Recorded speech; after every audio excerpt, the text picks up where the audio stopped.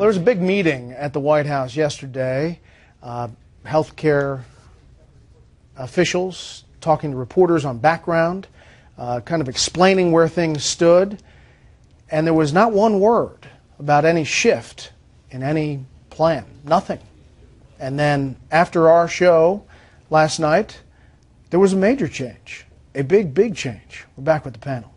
Chuck, essentially, they said this is totally different. You can buy the catastrophic plan if you've been kicked off your plan. Right. I mean, to summarize it, basically all the people who got these letters saying your current individual insurance doesn't meet standards, you got to get a new one, have been given what they call a hardship exemption from the individual mandate. And if you look at the rules, that hardship exemption was not drawn for that situation. It was drawn for people like their house had been blown down by a tornado and they lost all their money or something like that. So they're wildly bending the rules, and they're doing it for one reason and one reason only, which is politics and their fear of the blowback in the Senate election in 2014. Mark Warner, who's up for re-election, was one of the people pushing them to do that very hard. He was on this set last night. Absolutely. We would have asked him a number of questions about it had we known at 6 p.m. But can I just something? We've been talking about a lot of numbers. They're confusing. To me, the most important numbers about this whole thing appeared in a very interesting New York Times poll of the uninsured that it came out this week, hasn't gotten enough attention. 58% of the uninsured have not even looked up information about Obamacare yet. 59% of them say that getting insurance would hurt them financially.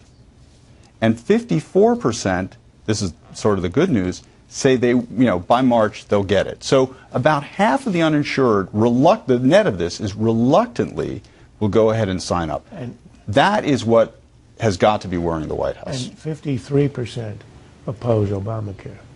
In your analogy about the hardship and the hurricane here and the hardship is a tornado. Is Obamacare. Yeah. And that's what the disaster is, and that's why these people are being given a special dispensation, which will ultimately have to be extended to everybody, which means after abolishing the employer mandate, administration is going to have to abolish the individual mandate, and there'll be no money at all in the exchanges. The insurers are going to go south. Chuck Todd tried to pin the president down on whether the individual mandate would be pushed. He didn't really have an answer, said he would enforce it.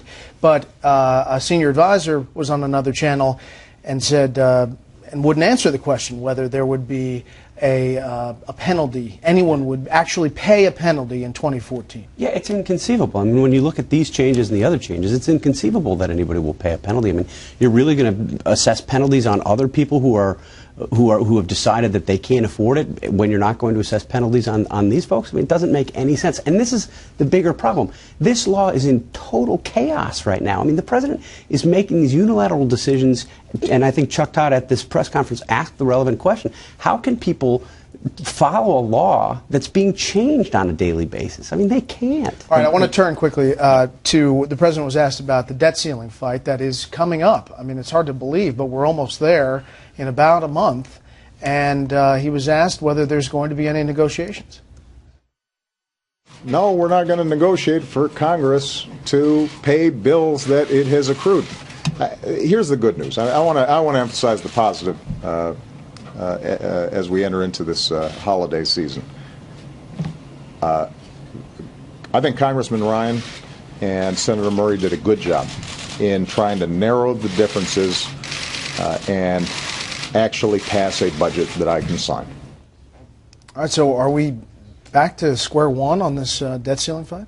Well, it's been striking to me to see that there's sort of a desire on both sides to kind of rekindle the partisan disputes. There you see the president saying he almost relishes that fight. Well, especially to get out of the way of Obamacare, because it's to turn the page. Correct, but he, in a way, is responding to what some Republicans on the Hill were already saying. The ones who sort of held their noses and voted for this Ryan-Murray deal, don't worry, we'll have another shot at the debt ceiling.